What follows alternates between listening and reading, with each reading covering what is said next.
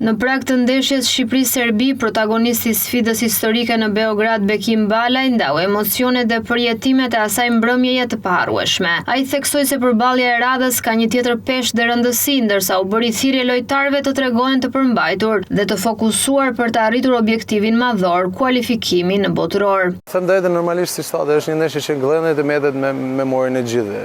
Mund të them për rrethanat që ishin edhe në atë ndeshje. Djem bën gjithë maksimumin, mund të them, e tregun që dhe pse të pak numër që ishim, normalisht nuk na mungoj asgjë për të rujtë simbolet tona. Ndoshta në këtë moment jemi në një situatë ndryshe, siç thashë edhe më herë, kjo ndeshje është mallore për objektivat që kemi ne.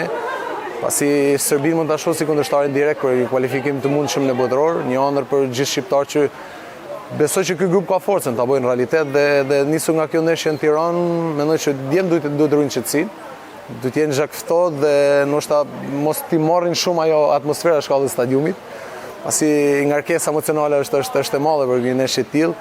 Shpresoj të jenë zhagftohet dhe të bëjnë më të mirën e mundshme në fushën e lojës dhe të arrijmë dalë me një fitore që do na vlente shumë. Sulmuesi i njohur ishte pjesë e një takimi motivues me të rinj në Shkodër në kuadër të edicionit Ta them në Shkodër, ku përcolli një mesazh inkurajues dhe frymëzues për brezin e ri. Mesazhi si gjithmonë, normalisht të ndjekon ëndrat e tyre, ndjekon edhe normalisht mos i vënë limite vetes.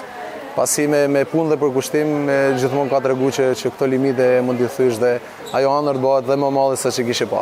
Takime si ky me Bekim Balajn tregojnë se rrugët drejt suksesit mund të nisin nga qytete si Shkodra dhe nga ëndrat e thjeshta të rinjve.